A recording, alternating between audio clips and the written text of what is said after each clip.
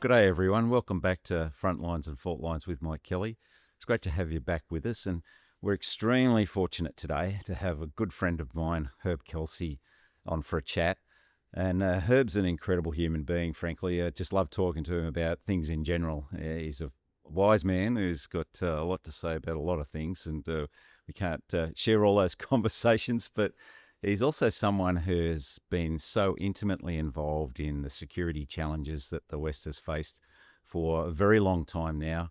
Don't want to age you, Herb, but it is amazing the things you've been involved in, going back to the Seawolf submarine program when you were working with GE, but then 9/11 sent you into a whole other universe.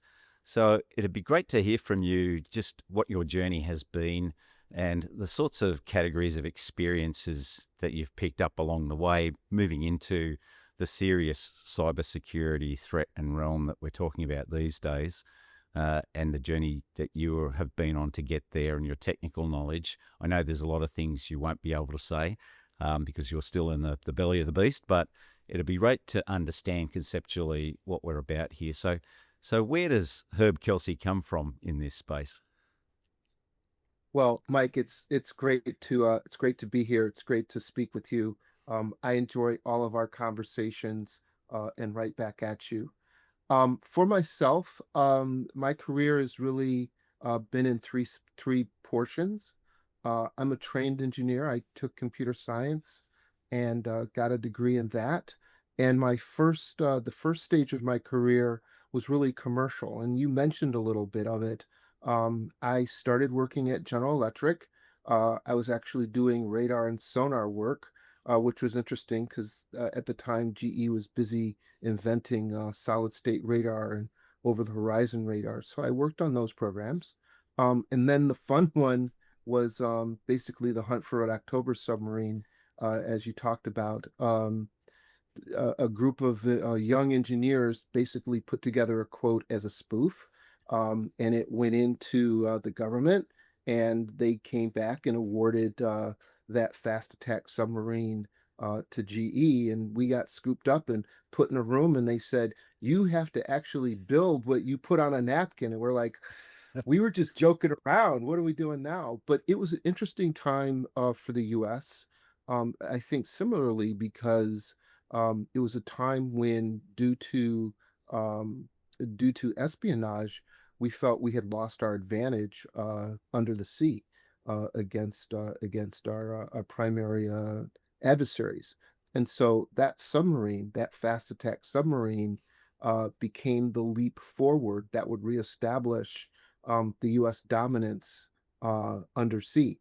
And so, I think, history repeats. I think we find at times that we're behind and we have to catch up, and we may be in one of those situations now. But in terms of my career, I spent several years there, enjoyed it thoroughly, ended up going from the East Coast to the West Coast, and um, ended up starting a software company there, which gave me a very good background in understanding mainly what it meant to bring enough money to keep a business going. And so I enjoyed that as well. Family matters brought me back to the East Coast, where I was doing large scale integrations with IBM and helping banks and helping automotive companies um, build out secure environments for their interests. And so I think, to summarize the commercial portion, I got good experience in large scale programs. I got good experience in executing and good experience in understanding how to do large scale programs. Uh, you mentioned 9/11. That really became the demarcation for the second part or the middle part of my career. Once 9/11 took place, the US government asked IBM for its best infrastructure team, and they considered that to be a team that I was a part of. And fairly quickly, we were in Washington, D.C., with clearances to help build out the United States' imagery capability. We upgraded that. And so that required new infrastructure and new designs. So I was part of that team. And we did the same thing on the commercial side, which had some benefits in that fight uh, um, against some very specific enemies. Um,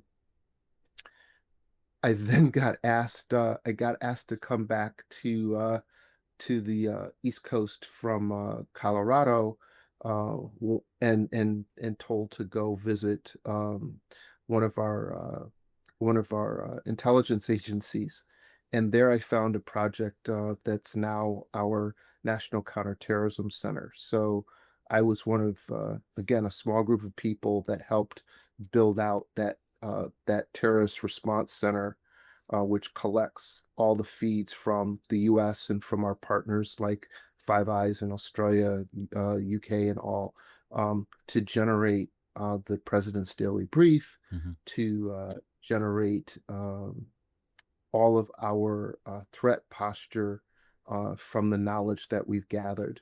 So that was actually a pretty exciting project and fun to do because it was done on time, but there was really no budget. It was just get it done. So that was interesting, but no good deed goes unpunished. And I was asked to support um, our national security agency to be the chief architect over all the programs of record globally. And so that was a fairly substantial job. It's when my hair turned white. Um, it it was uniquely stressful from the standpoint of the complexity of understanding all the engineering challenges between the programs and the dependencies, um, and the engineering changes that were required, and really trying to organize around sound architectural principles Hmm. on behalf of the agency. Um, my last work there was building out the secure clouds, the first secure clouds for the U.S. government, and that pretty much burned me out. I had to go back and sit on a beach in New Jersey and just not think about everything that I had learned and understood. But it really those sets of jobs really helped me understand security at scale, Right. and what it meant to build a mission capability at global scale and deliver that. And so it was an excellent learning experience, but it was pretty much a burnout experience. Um, the third part of my career began when I got off the beach. It's And a it bit was funny you working. talking about a beach in New Jersey, mate, I have to say. Yeah, yeah. Well, it's the Jersey Shore without the drinking. So something like Right. but so the third part of my career was really about helping high net worth individuals and private equity deploy capital into the security space and into the technology space. And that was a good culmination for me. I helped build out blockchain capability around the globe. I helped put AI models to use for predictive analytics at the time, and then later large language models, and just a number of different projects, which again gave me variety and kind of in scope and breadth across different industries, which has always been helpful. The that work kind of took me through COVID, if you will. And then some friends of mine, actually, former executive at Telstra, asked me if I would join Dell to help them with their security strategy, and that's actually where the zero trust work began in earnest. But I'll stop there. That's my background and career. Um, it's been it's been a lot of different problems to solve, but for me, that's the fun part. Hmm. Amazing, mate. It's really the journey and the story of the elevation of technology as the key and critical factor in the modern challenges we face.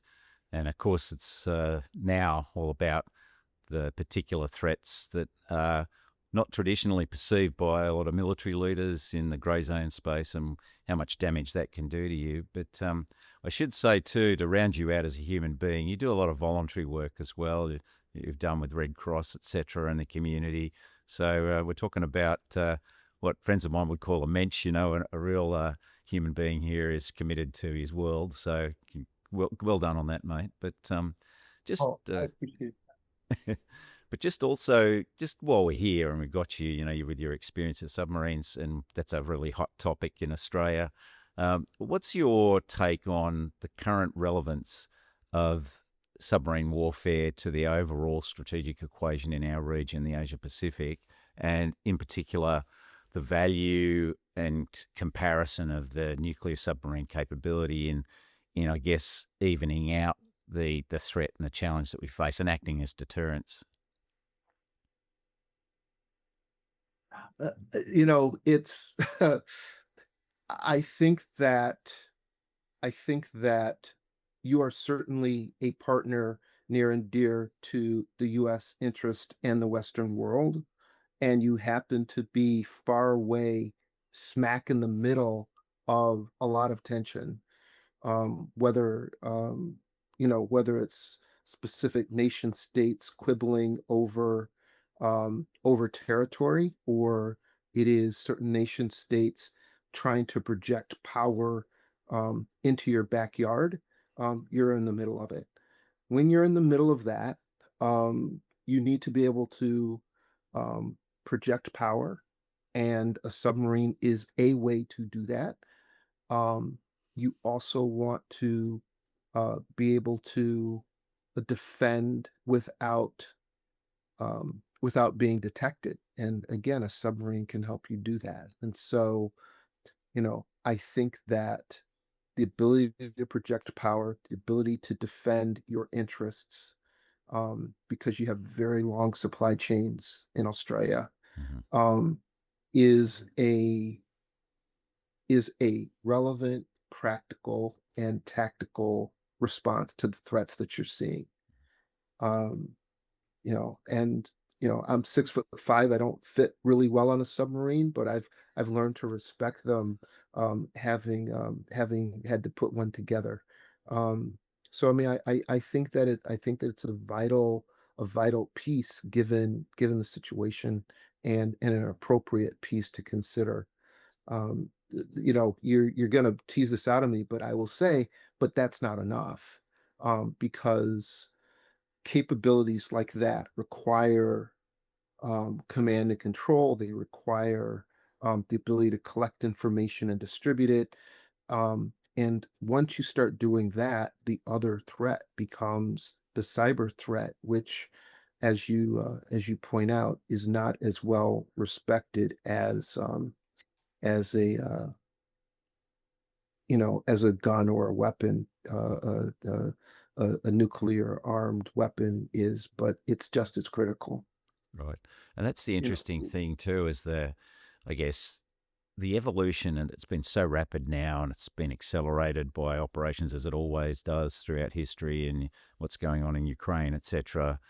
And the way different COCOMs have been surging toward what they call this JADC2 world, the Joint All Domain Command and Control, and just how complex and sophisticated and what stress that puts on the analysis of information and the rapid processing of it, and how we're really moving toward, the military appreciation process being iterative effectively. And, when we're trained in that process, it can be quite time consuming if you work through all of the steps of that. Now, with technology, Mhm. you can really accelerate it. So, where are we at now in terms of the opportunity? Let's talk about the opportunity that technology gives us now in the targeting, command and control, and information dominance space. So, I mean, certainly. So, as a war fighters, and I've always been mission support. Don't get me wrong, but war fighters thrive on accurate information. Um, Our geospatial industry talks about at some point talked about, know the earth, know the way. You you want information to give you context. When we were working on the National Counterterrorism Center and the President's Daily Brief, when we started, it was published like a newspaper at about 3 a.m. local time in the US. And a group of people would basically publish this newspaper for the president each day. And it was handwritten, or not handwritten, but it was typed. It was a physical artifact, and it was kept that way. Well, one of the things that we did is we started looking at the concept of operations for the new environment. It was, this has to be on demand, and it has to be contextual, and it has to bring in location, and it has to be able to be prioritized in an electronic fashion. And so now what you're doing is, instead of publishing a newspaper, you are continually updating the context of what the president, he or she, should see when they ask for the daily brief. And that should be contextualized. It should be linked to all the other supporting analysis in case the president says, I want more information on item 3 on this list because of something else that I know, and you should be able to bring that forward. And so I think what we are seeing is technology being able to better sense the environment, whatever that sensor is, and then better uh, contextualize and interrelate that information with other information, the pinnacle of which are what we've done with large language models and building a human accessible entry point into that collected knowledge around what an AI can extract from complex data, and have domain knowledge of something, domain knowledge of a country, domain knowledge of a technology. These are areas where we're bringing to bear. So I see technology as giving us better sensors. I see technology as giving us better contextualization, which on the battlefield or in a domain, that is the information dominance that we seek. The Again, the trick is can you operate that without disruption? If you rely on it, you have to be able to protect it. Mhm. That's the critical thing, isn't it? Because, we talked a lot about, in Australian context, I was trying to really focus defence on this when I was Minister for Defence Materiel, but that future was going to be about automated systems. It was going to be about AI, quantum computing. We're dominating the electromagnetic spectrum. And really, it's the sophistication of weapon systems, of course, with hypersonics and the rest of it. But really, we're in that world now where you have this necessity of having an integrated systematization of all the elements of power that you have, that it all has to be effectively a system of systems where everybody's contributing to situational awareness. And there's all this Yeah. complication now too, where you've got a lot of commercial input into that. So like we're seeing play out in Ukraine, where you've got satellite and commercial sources like Maxar, Capella, MND, Starlink, with Elon Musk. And there's some vulnerability sometimes around that when you're dealing with a personality like Elon Musk. But it's how do you curate that into secure systems? And then and it all comes back, doesn't it, to there's a lot of a lot of processing and technology infrastructure and machinery that it's constantly evolving too. But that it all gets back to things reside somewhere, that the systems and the actual hardware that manages this stuff, doesn't it? It does. I think, when you kind of ask how do you manage all of that, um, I think you have to manage it in discrete elements and understand what the interaction that particular technology has, and make sure that that interaction is what you want it to be to address the problem. And then once you've established those interlocking parts, that system of systems, um, then you have to validate that you're getting the results out of that you want. You have to validate that your inputs are achieving your desired outputs. When I think about, um, coming into the intelligence agency, when I did, many of the programs were deemed independent of each other, but the capabilities that were desired and being paid for by our Congress and anticipated by the leadership of the community were actually capabilities that were dependent on these otherwise seemingly independent programs. And so a lot of the work from an architecture standpoint was understanding and designing what the interactions and dependencies would be between these individual programs to get to a certain effect. Uh, and that was the challenge. I see that challenge in industry now and in government now. I'll speak about my own, where you really have to pay attention to not only just what the capability is, whether it's from a government, whether it's government technology or it is commercial technology. You have to understand how what it brings and how it relates and interacts with other elements so that you can get to an end effect. Um, I see I see still a lot of stovepipe thought around capability, and not really um, paying attention to what that integration looks like so that you can get to your desired impact.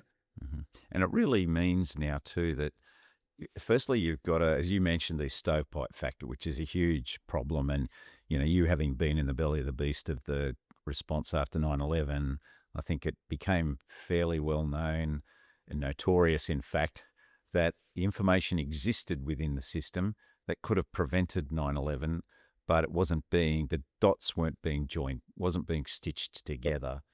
And so a lot of effort's been put into that in the US to break down the silos. But now we've got these other externalities that related to that, where you've got these, like, all your commercial players, and we really depend on there being kind of an integrated approach to security now with our commercial supporters and what government agencies do, because the best and brightest and the R&D capacity really exists in that commercial sphere. And then you've got the complexity of how there's different players now that are interacting with each other across, moving into like the criminal space. So you've got organizations like Hezbollah that have these close relationships with South American drug lords, etc., and engaged in transnational crime. So there's all this need to share information across civilian agencies at times as well.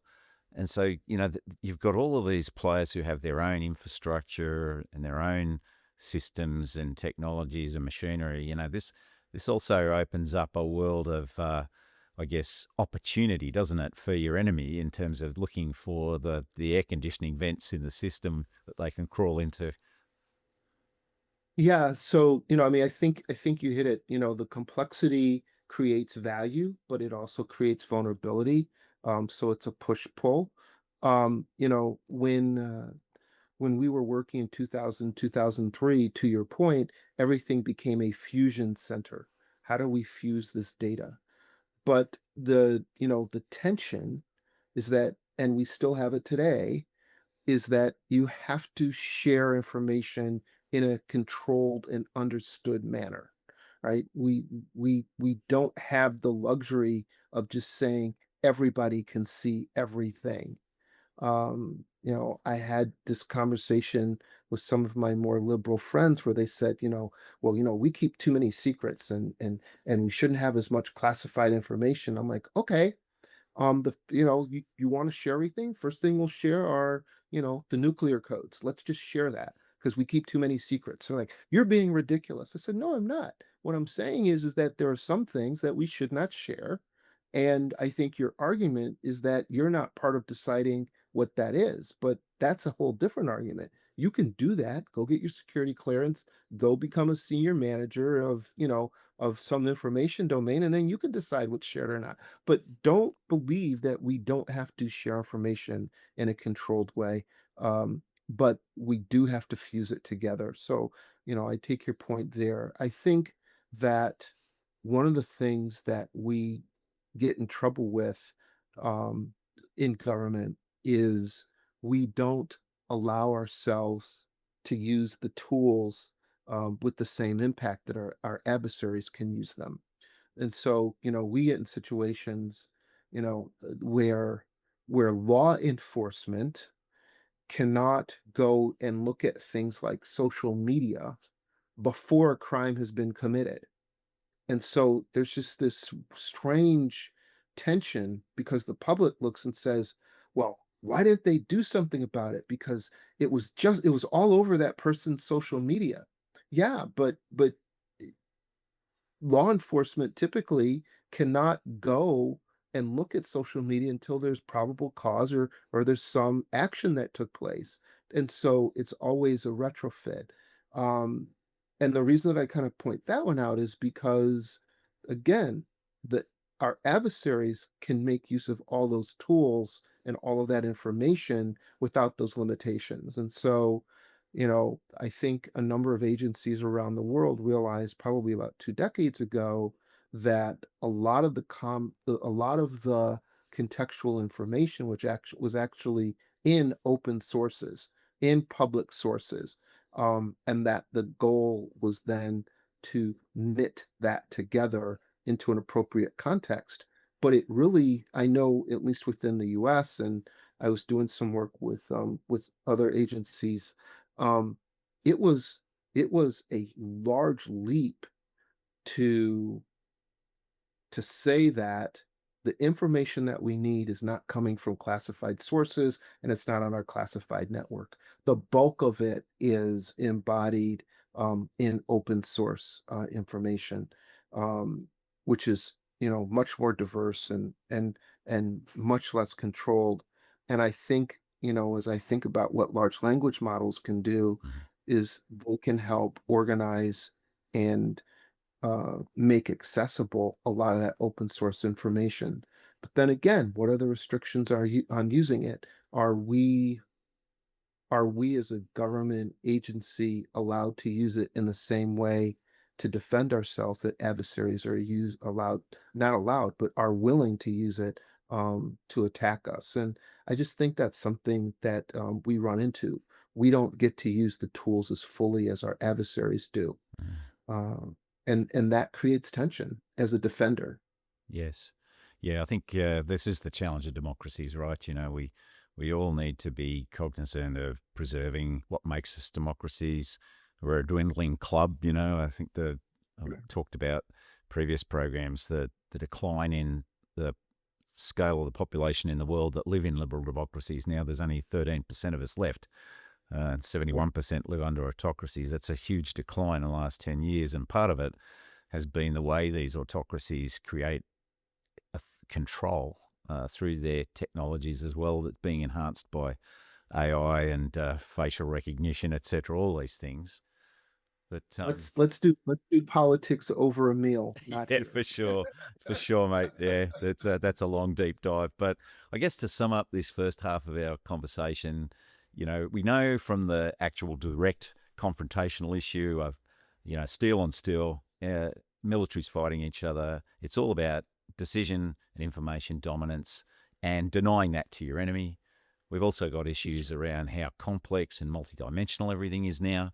So, we've got the need to bring together a lot of great minds, but also understand what our vulnerabilities are and how we defend ourselves and our communities, who are now directly each individual in the front line when we talk about some of these cyber threats. So, in the next program, we'll then start really unpacking this issue of how we secure ourselves, defend ourselves against this, what the nature of that threat is, and then what's this zero trust regime all about. So we'll bring our conversation, the first half of this program, to a close today. But thanks for being with us and talking through this with us, Herb. Really appreciate it. And we'll have you all back again for the next program when we'll tease out, the most important parts of the lessons learned of the threat and what we need to do about it. So thanks for being with us, and we'll see you again next time. Cheers.